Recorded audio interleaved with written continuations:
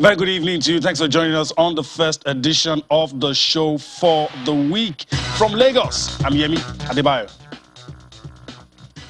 It's always a delight to have you join us to talk sports. In London, I'm Austin Okonakwan Yemi. I'm sure you are still celebrating the D Tigress for what they did at the Afro Basket. What a story.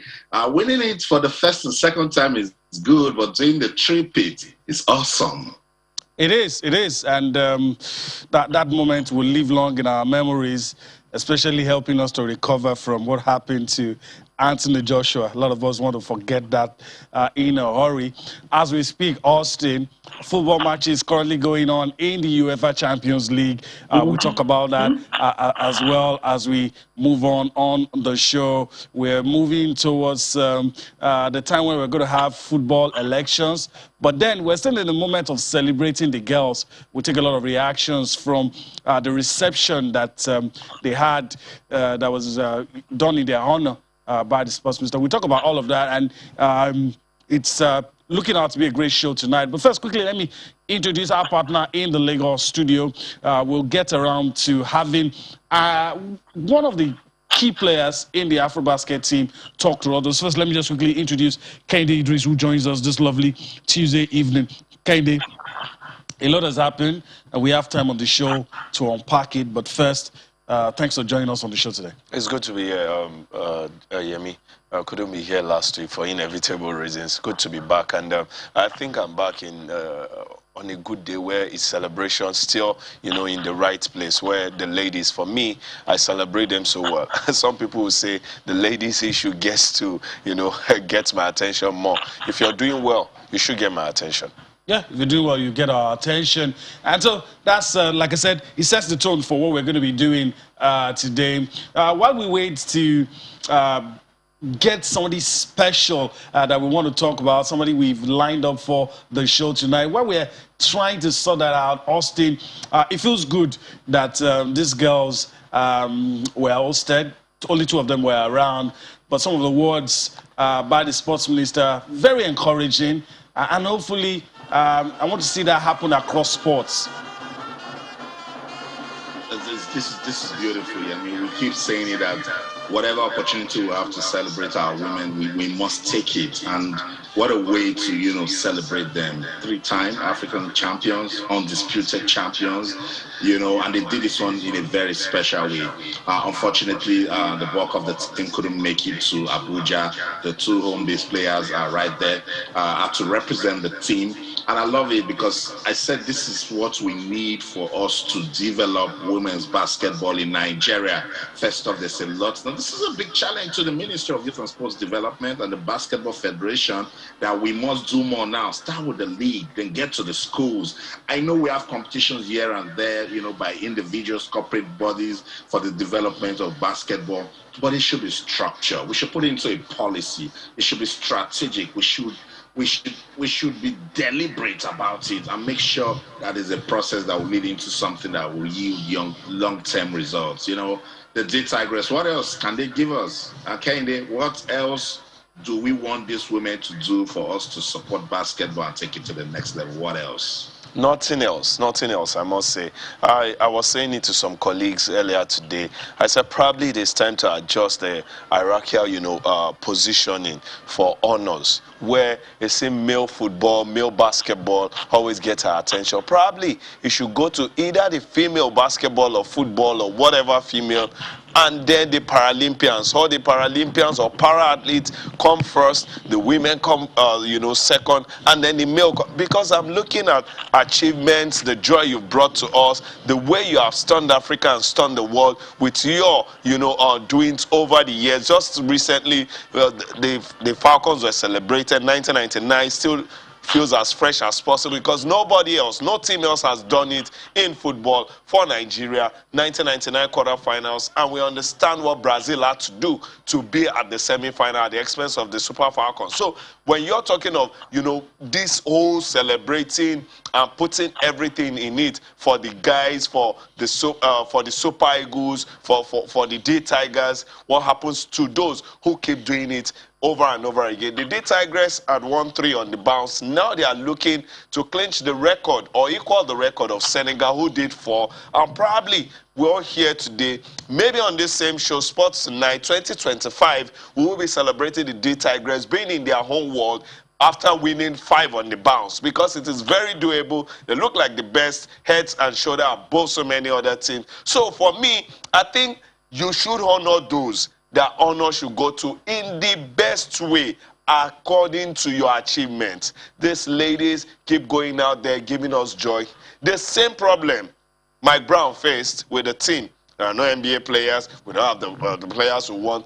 Otis Uli also faced the same issue. WNBA players are not here. A lot of top girls that should be in our team are not here. He made do. And there was something he did almost all through the competition. The rotation kept going on. The rotation kept going on. And every lady had their feel. He knew every lady's strength, every of their weaknesses, and he managed everything up until the last game. The semi-final that was supposed to be toughest, it ended in 10 points win for the D Tigress, 73-63. So when we come here and talk about the celebration or the honor, the respect, the accolades should go to the next level for this set of people. We're not missing words. We're not saying it's not a fallacy.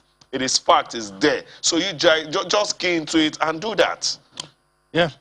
So that's it. I don't think I should add anything. I'm just so very happy with what I've seen so far, and I'm hoping this will continue. If there's only a word of caution that I can throw in, I'm hoping we're not going to have the football situation.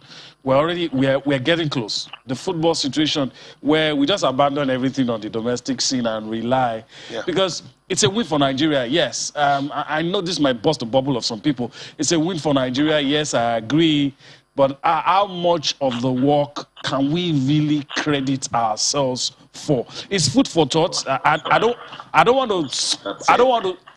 to spoil the mood we have now, but it's food for thought, because if our victory is based on, okay, you have players all over the world, it will get to a point that other countries too will be able to rely on players all over the world. So what's going to be your cutting edge? Then we're going to come back to this situation of what is happening at home. But let's enjoy the moment. But I had to say that. Maybe I can say. Okay. You're totally correct, because it should go beyond talent. It should go beyond, we have players in the United States or in Europe. When you achieve this sort of achievement that the D Tigress have done, we must take it to the next level. Now, don't forget, Cameroon, they are doing well with their women's basketball. Angola, they are doing well. Senegal, Mali, they put up a good fight also. So the North Africans are also there doing what they can for their basketball. So in no time, it will go beyond talent. It will now come down to what structures do you have in place to sustain the development that you have achieved, as a country. So I think that's where the ministry should sit down with the federation. The federation call the different persons in the State Sports Council and see ways that they can make basketball remain a winning brand, particularly with the women. So before we get Kehinde talking, let's go to Abuja, listen to the minister, because it's important we hear what they are saying after this victory so we can know where we're going, and I'll come out and talk some more.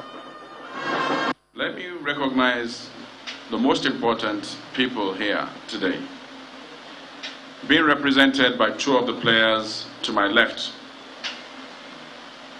The Tigress, the Nigerian female basketball team. Let's give it up for them once again.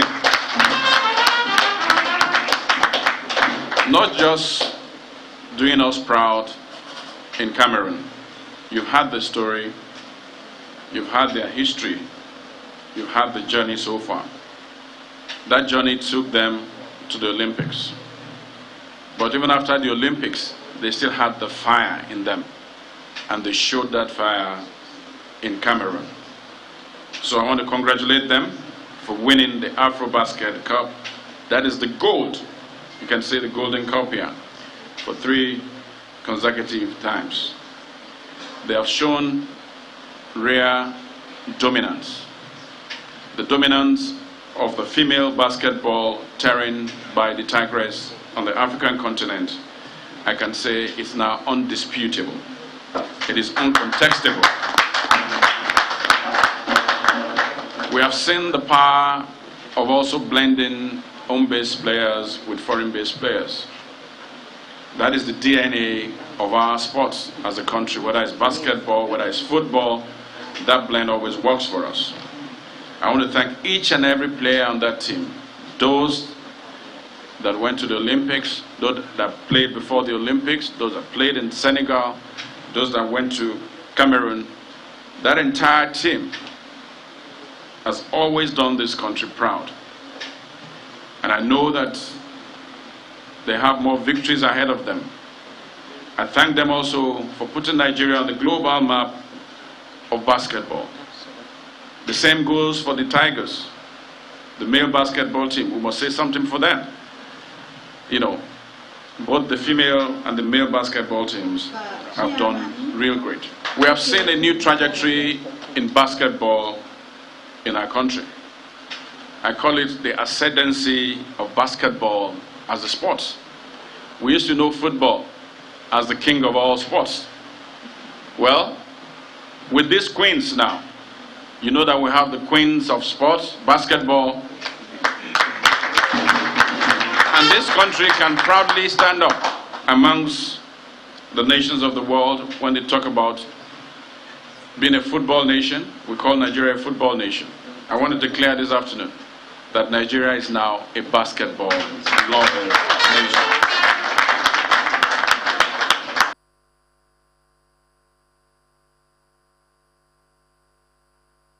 So that's it, the honor of youth and sports development Sunday Diary receiving the victorious G Tigers team. And then he said Nigeria is now a basketball nation. And I totally agree with this sort of victory. But it goes beyond talk. Let me get you talking. One of the things we need to get basketball going, we need a united federation.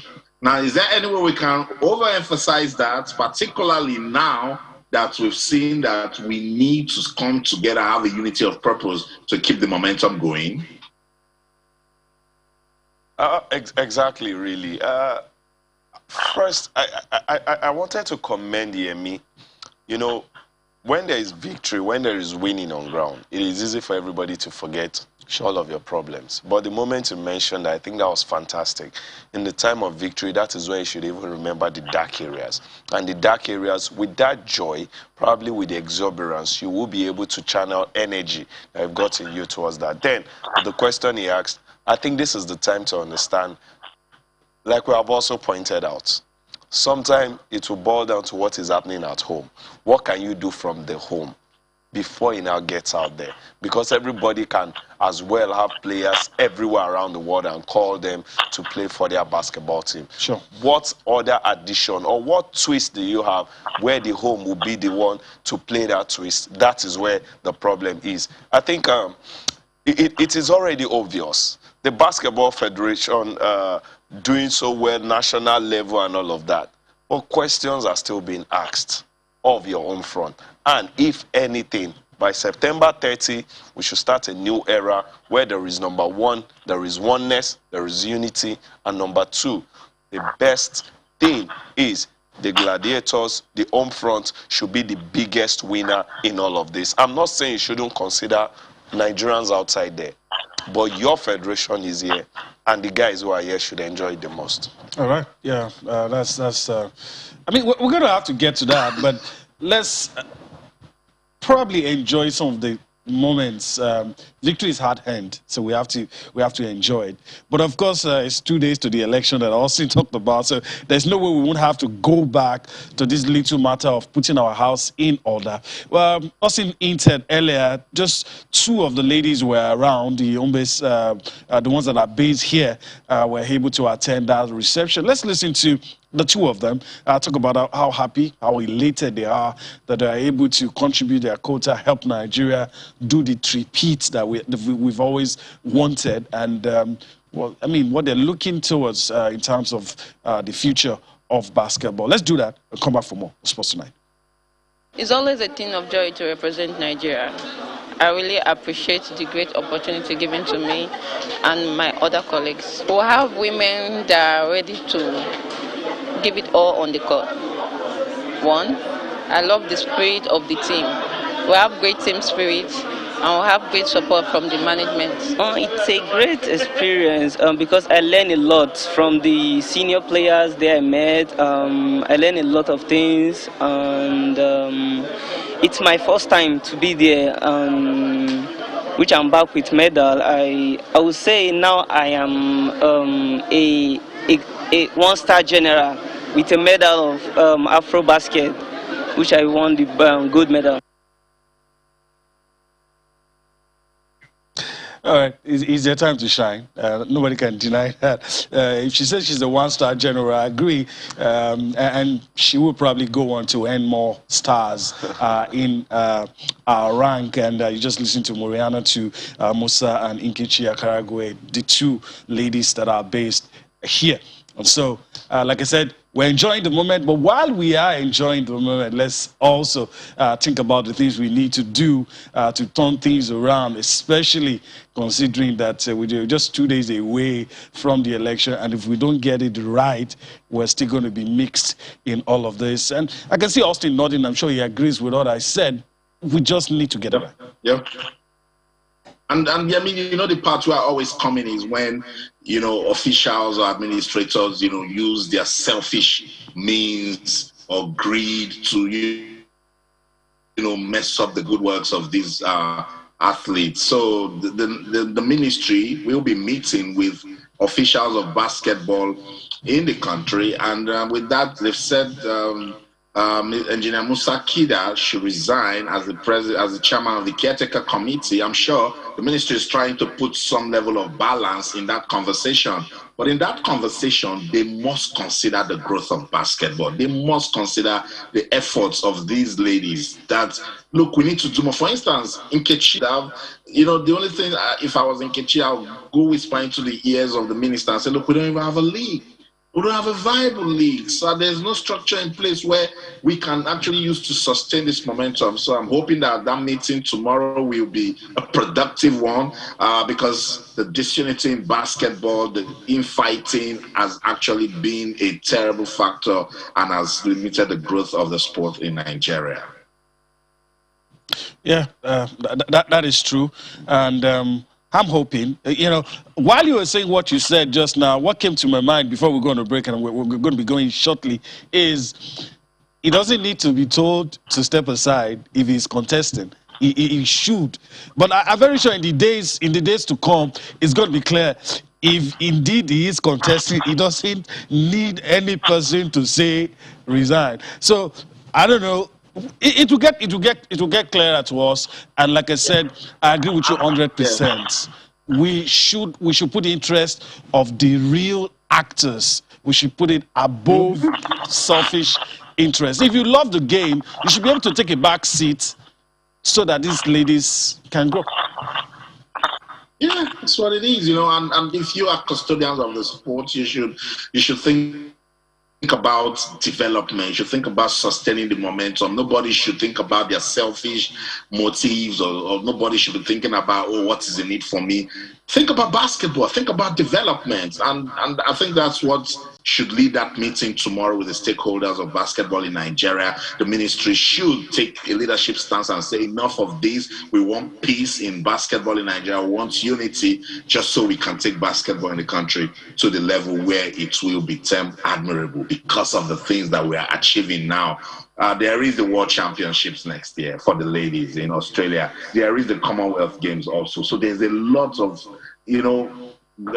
things for us to start getting ready for, and we don't want anything to be a distraction. So we'll continue to talk about this and celebrate the ladies. We're hoping to get Sarah Obuki and Adora Eleno on the show tonight, but we just couldn't because they are making travels. But we'll continue to celebrate them. Whenever I have an opportunity to talk to them, we'll bring them. It's post tonight on Channels Television. Let's go on this quick break. When we come back, there's two more. Remember, we've got action going down UEFA Champions League, so don't go anywhere. Stay with us.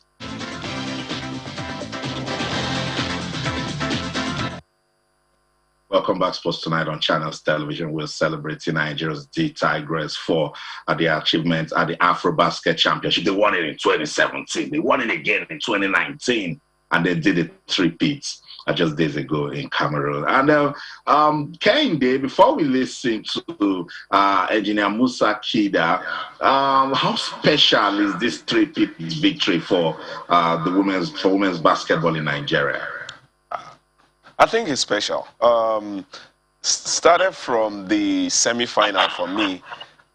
Now, you get past the semi-final into the final, you've already gotten a place at the World Cup. You have to play Senegal. Before that game, Senegal, with the numbers, were a better team.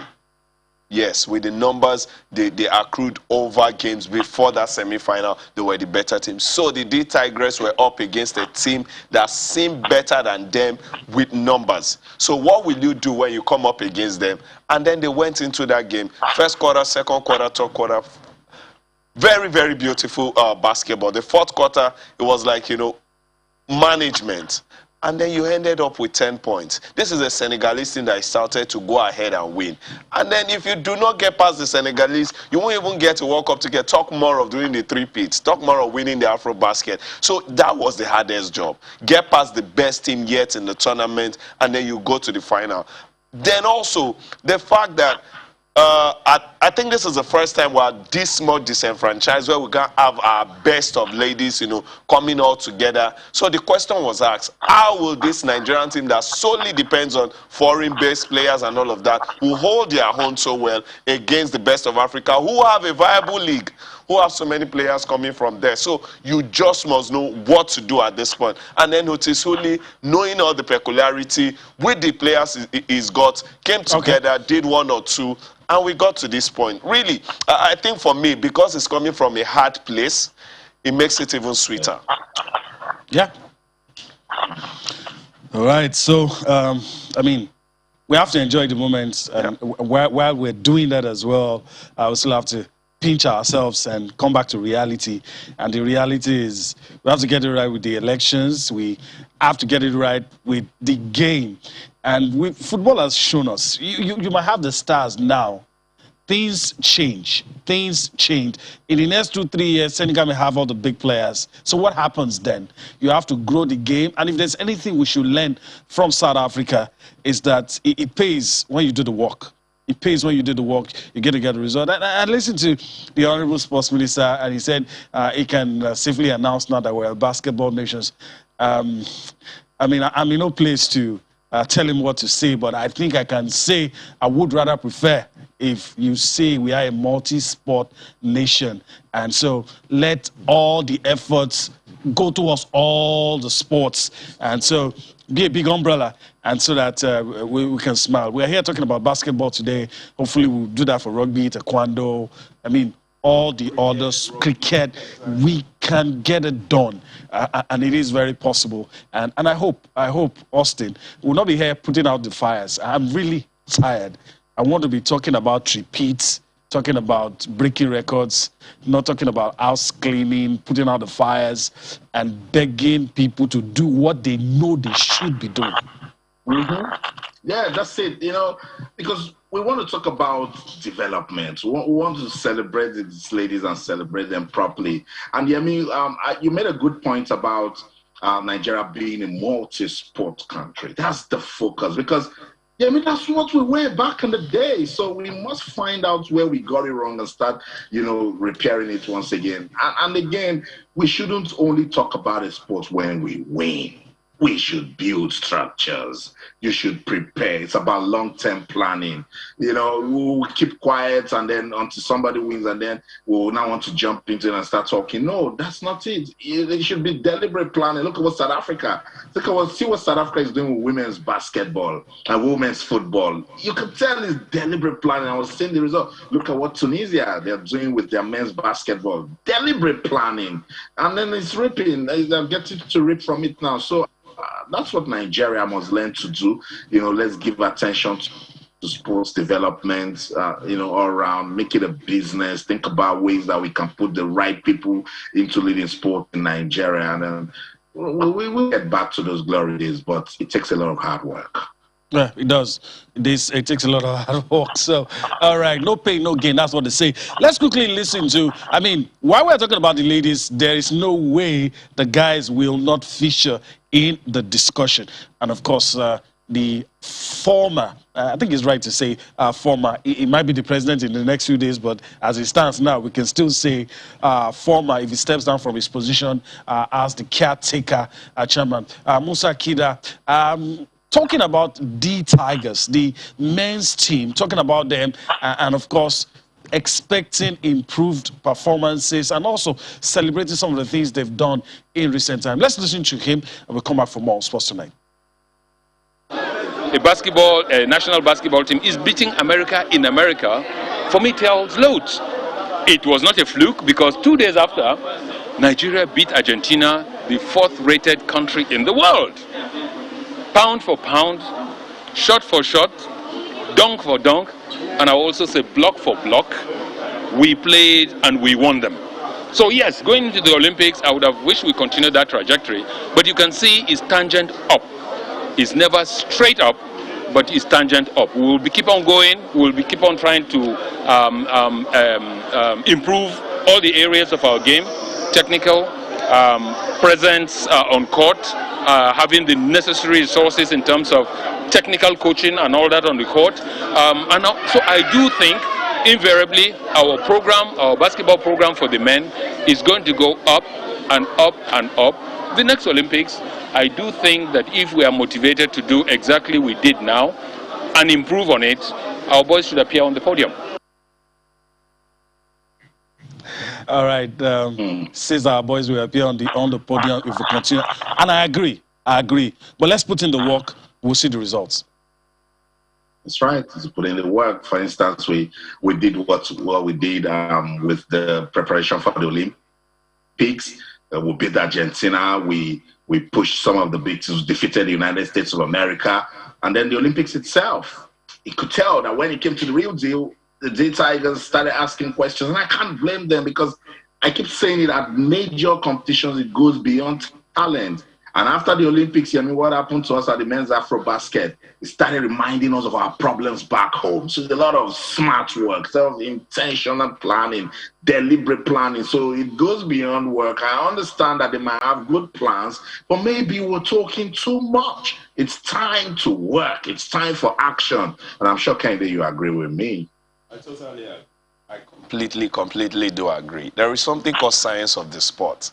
This science that we're talking about is consciously building stuffs. Some people will say the logistics. Some will say, the do's and don'ts when it comes to growth over the years. And this whole thing, probably we should go back to, we don't want to win today. We want to win in some years from now, but we want to start the winning process from now, where it builds gradually. And when we get to that point, where there is already a template, winning will now become a second skin. It will now become a part of us. We go into competitions and the entire world is waiting to see what you would do because they know that you've already put in the work over the years, and you will come in here. If you're not winning, you're probably pushing those that win, or you're competing. So we should consciously do this. It's a conscious effort, and I like that the fact that you mentioned South Africa. This country knows they are not as talented as we, but consciously they are doing things, and the discipline is showing now in the results. Yeah, it is, and hopefully we get there as well.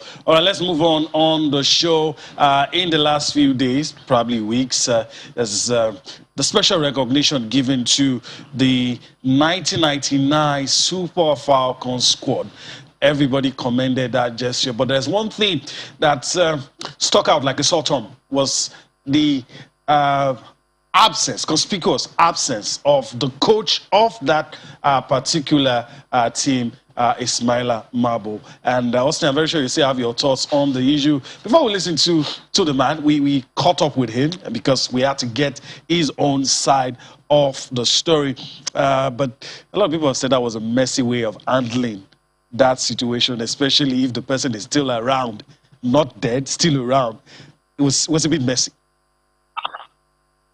And I think it's a costly mistake by the Nigeria Football Federation, particularly when we're looking for opportunities to celebrate our heroes, an opportunity to say well done to people who did so much with little resources that they had back in the day. And we know the sort of work Mabo did with the 1999 team, and that's why I was celebrating them. I know some we quickly jump and say, wait a minute, Austin, we didn't celebrate the coaches when we did for the class of 1994. Maybe they couldn't reach Westhoff, maybe Westhoff couldn't come, but this is our own. And there's just something, it's a ripple effect when you celebrate people back home. It makes other persons feel loved. There's a sense of belonging, appreciation. So Ismaila Mabo and everything that he did for that team is around, and it doesn't even. Oh, come on, NFF. We need to find a way to say sorry to this man and then make him feel loved and special again, because I remember Judith mentioned it in the interview we had with her that she would have loved to see Coach Ismaila Mabo. It would have been good for those ladies to, hug this man, say thank you so much for everything that you did for the team back in the day. But Yami, you know what? Let's listen to him. We had an exclusive interview. Channels Television went to meet Ismaila Mabo, and he's not happy. We'll come back and talk about it. The secret behind the success of this is the officials in the NFL then. People like Sani Toru, people like Abdul Mumin Aminu, people like, what do you call them? They were there, and they gave me free hand. Whenever there was going to be any championship, they used to ask me to come and then, invite players. Mr. Kosoko, we used to invite players. I used to invite about 40 players. And from that number, I would, along with my assistant, select, the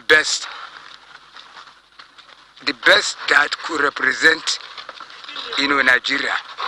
And after conquering Africa, then we moved to the World Cup and the Olympics. That was how we have been doing it. I feel terribly bad. In fact, Mr. Kosoko, you know me, and you would agree with me that I am not feeling about myself. I'm feeling about my assistants. What about Josila? Josila should have been treated posthumously. What about Uche Ikeria? What about Peter Egudia? He should also have been treated posthumously. Nothing like that happened. And it happened to me when I'm still alive. But I have no regret whatsoever. I'm not cross with anybody. May he be Pinnick or whoever is being called, I am not. Because I have paid my dues, I have delivered. And up till today, no African coach has taken African team to such positions. I'm proud of that. This got me emotionally beat. I agree with you, Coach Mabo. You have paid your dues. You delivered. Created a record-breaking performance, and you deserve to be celebrated. Kende, you listen to him also. I think the NFF needs to repair this. They need an absolute repair. This is some mistakes semi-repairable. This look like one of those mistakes, but there are still areas where you can, make a little amend. It won't cover this whole mistake because this is massive. And where I got emotional with the Ismaila Mabo interview is not even Ismaila Mabo talking about himself. He's talking about his assistant. This is a man who is going robust on the people that should have been recognized. It was a team. It was a setup that pushed those ladies ladies, those women then, to that point they got to. You can go back to the Brazil game. We were 3 goals down. They had to do something special to come back 3-3. And then, you know, golden goal rule, 4-3 it ended. The Brazilians got it. They did something massive. Look at till today, we've talked about development, North Africans, South Africans, East Africans, West Africans. No coach has been able to take the women's team to that point at the World Cup. And this is also one of our own, a Nigerian coach that did it for the Nigerian team. And the awards came, or the recognition came, and this man is right there in Just Play too. And he couldn't even get an invite, where about 8 ladies were flown in from outside of the country into the country. I must say, really, I don't know. I just hope that there can be amends on this, a turnaround. I know. The Nigeria Football Federation, they need to reach out to Coach Mabo, say they're sorry, and then find a way to make him feel special again, because I like the way he handled it. He says, about my assistant, you know, we could have celebrated Coach Josila posthumously. He said, even Uche has led us to even win an African Women's Cup of Nations title. All of these things, you see, this is what we always talk about. They've done something good, Yemi, by celebrating the class of 1999. But look at this mistake. A problem is a problem. And I think the NFL must fix this. I mean, you can't sugarcoat it. You know, it's and this is beyond criticism. It's just it's almost unforgivable, almost unforgivable, because nobody can feign ignorance. If the man was dead, I would say, okay, the man is alive, and you flew some people out, and if outside of the country just for this. And yet you miss the one right under your nose. Even if he won't get on the stage, let him be there. Let him, even if you don't call him okay because it's the ladies that played, let the coach be there. He was the leader of the team. He led the team. And that will also make some people want to probably question motive, question sincerity. Because if you're really celebrating that team, there's no way you should have missed out on such a detail. Vital, very important. But of course, I'm very sure there will be a swift response from the NFF. But the response I would love is to try not damage control, damage limitation. Because you can't control this damage. Just limit it by admitting that you are wrong. Go and do a photo op with the man, whatever you want to do. But this was wrong. In whichever way you want to look at it, was very it's straightforward, Yemi, and NFF just tomorrow reach out to Coach Mabo, say we're sorry, start with saying you're sorry. Maybe the NFL executive committee take him for a proper dinner, you know, and then tell him you love him, you know, get the ladies that were celebrated, put them on video call, let them talk to the coach. Just take care, celebrate people while they're still here. Let's give Coach Mabo his flowers, because he did so well for that team in 1999. And let's leave it at that, move on.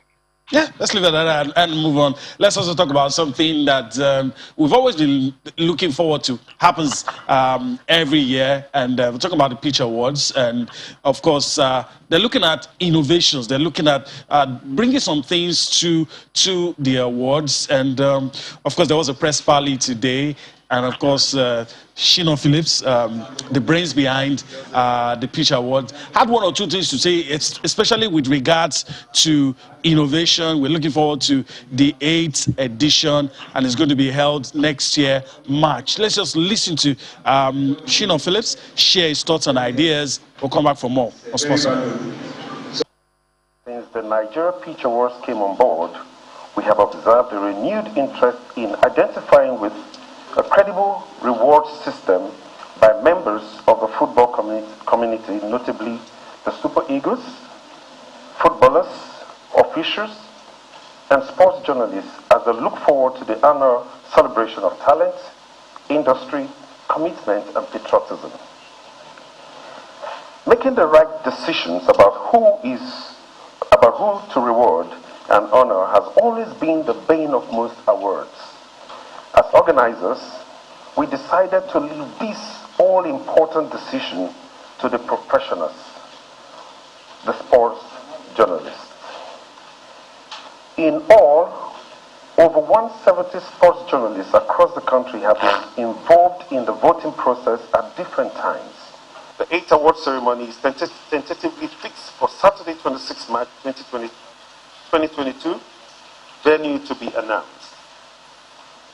Major highlights of the 8th award ceremony include the presentation of Special Achievement in Sports Award, first to Her Excellency Aisha Buhari, First Lady of the Federal Republic of Nigeria, for her hosting of the Aisha Buhari Invitational Women's Football Tournament. She has become Africa's champion for the advancement of the rights of the girl child to social, economic, and political development on the continent. Again, the Inspector General of Police, IGP Akali Baba Usman, will be honored with the Sportsmanship Award for his introduction of Operation Restore Peace in the Southeast and South-South. This peace move effectively doused tension between the police and the citizens and ushered in a new wave of police-citizen partnership in the fight against criminality in the region. Others to be honored are Mr. Daniel Pomokachi, the Bull, Senior Special Assistant to the President on Sports, who played a pivotal and historic role in Nigeria's first World Cup appearance, and also Mr. Amaju Melvin Pinnick for his contributions to the advancement of Nigerian football and for his representation of the country at the highest level of world football. All right, that's Ishino Phillips sharing his thoughts and ideas and some of the innovations that we'll see in the next award. That's going to be the 8th edition of the awards. We'll just go on a break right about now. When we return from that break, we'll talk about the UEFA Champions League and spare a thought for the new champion. Alexander Usyk is back in Ukraine and is talking ahead of a possible rematch with Anthony Joshua. First, let's go on that break. We'll come back for more sports tonight.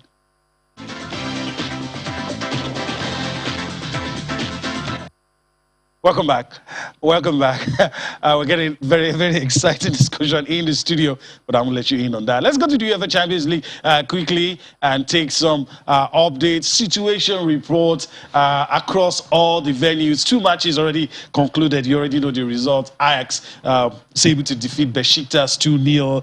Shakhtar Donetsk and Inter ended goalless. But that's the situation report. Paris Saint-Germain, the Moneybags, currently leading 2-0 against Manchester City. RB Leipzig, Club Brugge battling it out. Club Brugge punching above their weights. Got a draw in their first game. Looks like they're running away with this one. That's in Group A. Let's go to Group B quickly and see the other fixtures. AC Milan currently leading Atletico with about a few minutes left to the end of the game. FC Porto receiving a hammering from Liverpool. That's the result on your screen in the dying moments of the game. 5-1 is the current result. That game, I talked about it. Ajax defeating Besiktas. Dortmund not having Marco Ruiz and Haaland, but still able to put a goal past Sporting Lisbon. And that's in Group C. We go to Group D now and also see what's happening in there. You have Shakhtar Donetsk, the Ukrainian side, and Inter ended goalless, and Real Madrid currently trailing surprise package from Moldova, I think, FC Sheriff. They're currently leading against Real Madrid. Austin, jumping quickly as you can. Any surprise? FC Sheriff is looking like they might get it done. Hands on my face when I saw that result, you know, as Sheriff actually running away with a victory right there at the Bernabeu, because that game is almost done. But let's celebrate Lionel Messi. Got his first goal in that game against Manchester City for PSG. Scored a crucial one in the 74th minute. The RB Leipzig game also really got me talking, because I was expecting RB Leipzig to go on to win that one. They scored a very early goal as early as the 5th minute. But look at how Club Brugge turned it around, and that's the UEFA Champions League for you. Mo Salah and Roberto Firmino got a brace each as Liverpool. Look at how they're spanking FC Porto right there in Porto. So football can be funny, very funny. football can be very funny. All right, I'm told we have just a few minutes to end the show. I think it's only fair that I allow Kehinde Idris say something about Usyk and Joshua. We'll talk about the Champions League tomorrow, obviously, but let me go to Kehinde Idris. It's going to be a party shot on the show because we really don't have time. Usyk is back in Ukraine, is celebrating, and he's saying, comments attributed to him that he doesn't have any problem beating up Joshua the second time. He doesn't. The man looks like a more formidable challenger compared to even Andy Ruiz. And then probably one of the things you could learn from Andy Ruiz is don't party all along. You could reduce the celebration and concentrate. But this man is a formidable champion. I saw the fight from start to finish, and I think he really, really did take Joshua to boxing school. Wow. That's it. All right. So I guess that's a good place to leave it on the show tonight. We'll talk more about this. We'll talk more about this. But also before we leave this matter altogether, were you disappointed with Joshua's performance? I've not listened to you after this fight. I've listened to Austin. I've listened to a couple of guys. Were you disappointed? Some people went as far as saying Joshua doesn't even deserve a rematch. I really got really disappointed. I understand the fact that anybody can get beaten. But if it to be a fight that, two fighters going up against each other, and then there was this uppercut of this expecting a slugfest. I was... Now, he had three advantages. He's the taller guy, he has longer reach, and he's heavier. The weight showed it, about 19 lbs more than what Alexander Usyk has got. We thought with all of this, there should be a bit of dominance. And happy moment for the Klitschko's. Yes. Joshua defeated. Yes. Another Ukrainian has come back to get that belt after so many years. And the celebration can go on. I think for Joshua, probably routine change. I don't know what should change. But if in 12 rounds, you couldn't ascertain yourself anytime in that fight, then it's a worry for me, really. It's a worry. Okay, it's a worry. All right, that's it. We just have to let the cookie crumble. Let's just leave it. Leave it there. All right, Kehinde, I want to thank you for your time on the show today. It's good to be back here. Always a pleasure. Always a pleasure. Continue with the conversation out of the studio. All right, that's the show today. I can only say I was disappointed. I'm not allowed to say more than that. I was disappointed with Anthony Joshua. I just have to say it, that I'm disappointed. But that's how we wrap the show up tonight from Lagos. I'm Yemi Adebayo. Bye-bye now. It has finished at the Bernabeu. Real Madrid 1, FC Sheriff 2. You think you know football? In London, I'm Austin Okonakwan, and everything you do, remember, keep talking sports. Bye for now.